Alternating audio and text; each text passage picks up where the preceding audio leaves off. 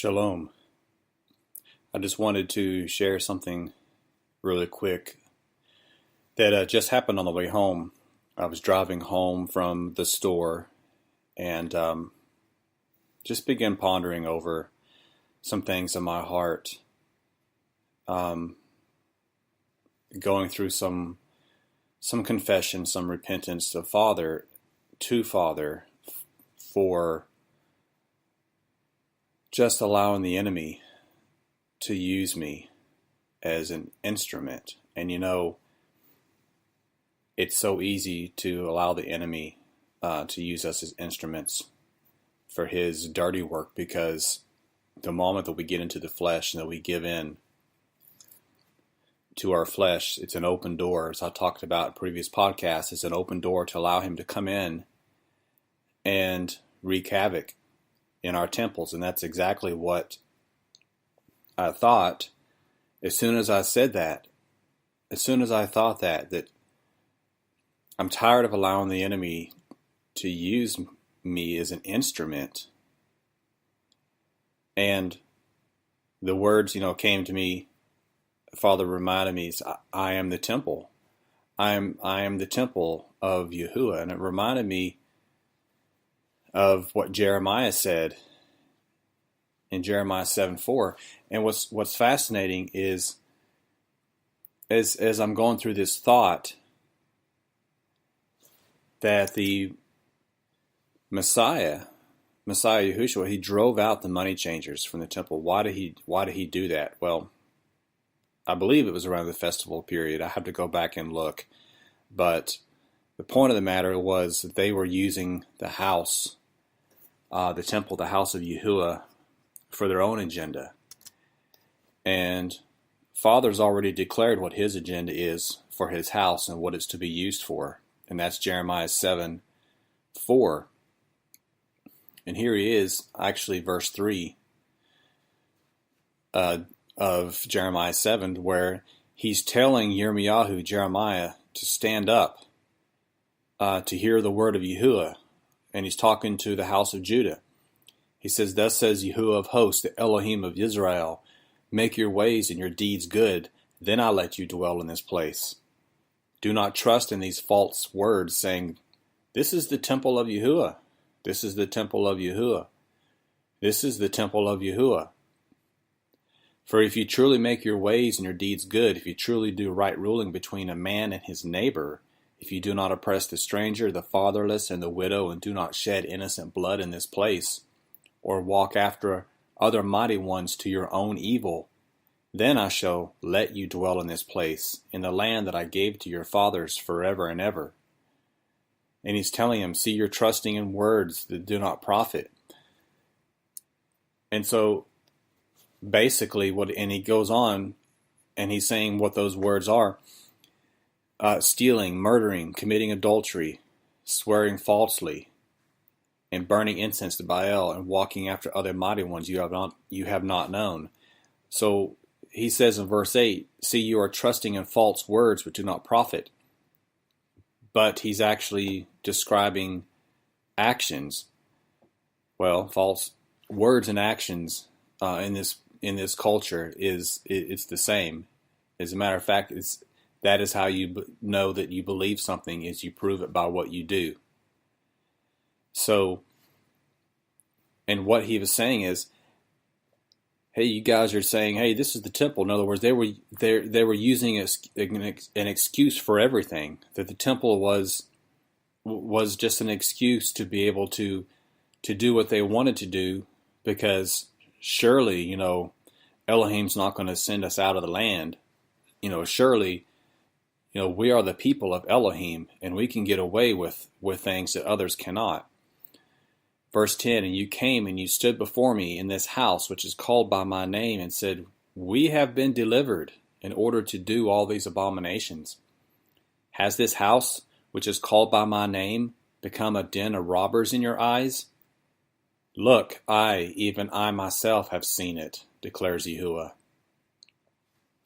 You see, he's not going to allow people to get away with stealing from him. and it also goes in Malachi 3, I believe, that he was telling the priests, basically, actually he was talking to the whole house of Jacob, and he was telling them, hey, would a man rob Elohim? In verse 8, yet you are robbing me. But you said, and how we robbed you? And he's saying, in the tithe and offering. So basically what he's saying is also what Messiah did in driving out the money changers, the ones who sold the stuff in the temple. And Matthew 21, verse 13, he said to them, it has been written, my house should be called a house of prayer, but you have made it a den of robbers. What I'm trying to say in all of this is that we are the temple of Yahuwah, and what goes on in the temple is his agenda. It's what he has already outlined and planned. The order of service and the way that we operate in our daily life is according to what he has already determined should operate. That there would be purity and set apartness. That the different things that we do throughout our day and everything, we have to remember that we do not have our own agenda. We cannot come in and start stealing and practicing, adultery and all of these things, any of these abominations, because we're allowing the enemy to come in to Yahuwah's temple, which is us. We're allowing the enemy to come in and wreak havoc, and we're letting him get away with it. So I'm just encouraging you today to remember, on this series on identity, to remember who you are and what he has made you to be. He's cleansed your temple. We need to go out and walk in set apartness to him, keeping our temple orderly and clean, and praising him and allowing Father free reign. We're not in his own temple because it belongs to him.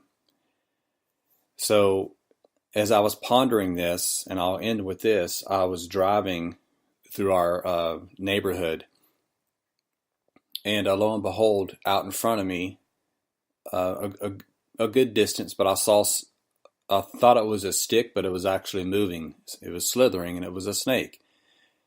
Trying to determine still what kind of snake it was, but regardless, it was slithering across the road in front of me, and I didn't swerve the car.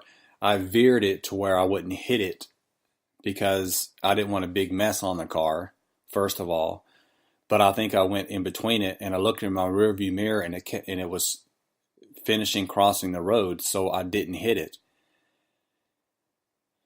And I immediately thought, I'm like, why did I do that? Why didn't I just run over it?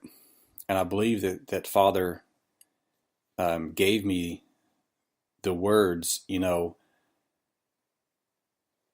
of what just occurred.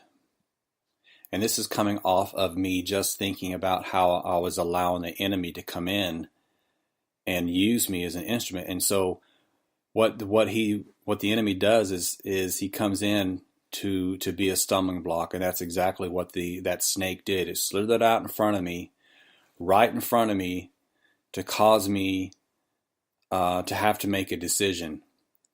And my decision was poor according to Father, because Father said, when you encounter the enemy and he runs out in front of you,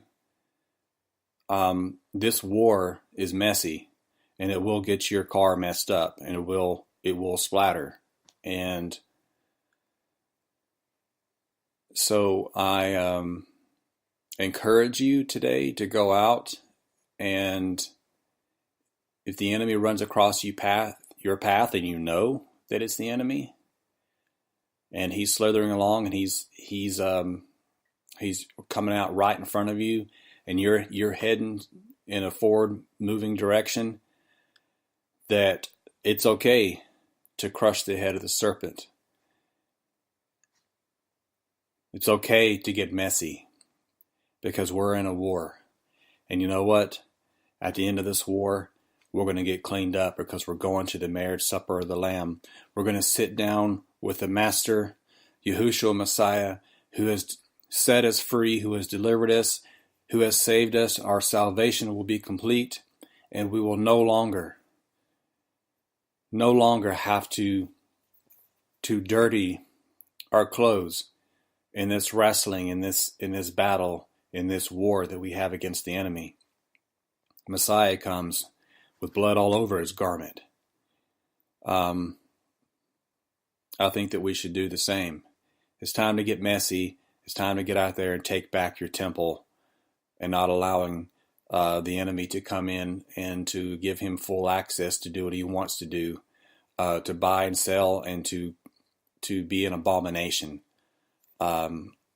because we're the ones who are allowing it. So I just encourage you to go out, crush the head of the serpent today, run him over with the word, run him over with the spirit of Yahuwah, and run him through with the sword of the Spirit, using your armor today. Blessings and shalom.